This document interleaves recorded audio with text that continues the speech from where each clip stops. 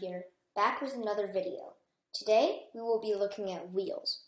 Wheels are very important in FLL because they can increase your robot's speed, its accuracy, and its size.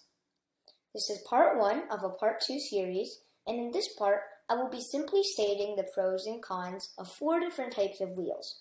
In the second part, I will give my opinion on why I think some wheels are better than others, and I will back them up with reasoning and evidence. Small wheels. Some of the pros of small wheels are that they have a high accuracy because of the small circumference. There are also many different types of grips to suit different needs, such as height, their grip, and their stiffness for a sturdy robot. This is because the small wheels are probably the most common wheels and are found in most EV3 sets. Some of the cons of small wheels are that there are low speeds because of the small circumference, and they're space inefficient because of the thickness of the wheel. I think that this is the best wheel for FLL. Large wheels. Some of the pros of large wheels are that they are space efficient because of the thinness of the wheel. They also allow for the motors to be mounted inverted. They are fast because of the large circumference, and they have sturdy treads. This allows for a sturdy robot and not much wobbling. Some of the cons are low accuracy due to their backlash, high speeds, and high circumference. They also have less grip for climbing up obstacles, such as the bridge in FLL City Shaper. Although there are more grip treads, those treads are very knobbly and not very useful in FLL. I think this is the second best wheel for FLL. Semi-small wheels. Some of the pros of semi-small wheels are that they have a higher accuracy than large wheels. They are also compatible with the Lego beam frame with the wheel bearing assembly.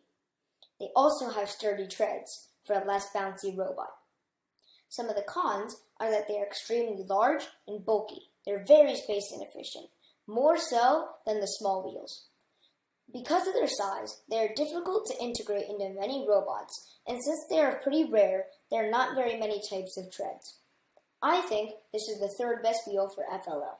Not a great choice. Semi-large wheels. Some of the pros are that they are, again, compatible with the Lego beam frame with wheel bearing assembly. They also have sturdy treads. Some of the cons are that they are extremely space inefficient, the most space inefficient out of all of these. They are also hard to integrate into most robots, again, because of their large size, and they have low accuracy because of their high circumference. I think this is the worst wheel for FLL. I would not attempt to use it if I were you. Here are some of the robots I have used in the past years with large and small wheels. The one on the left is the robot I created for FLL City Shaper, and the one on the right is the one I created a few years back for the year Into Orbit. The wire configuration is an accident, and this happened off-season. I'm sorry. You can see that the robot made with large wheels is not a box robot, but is much more compact than the one on the left.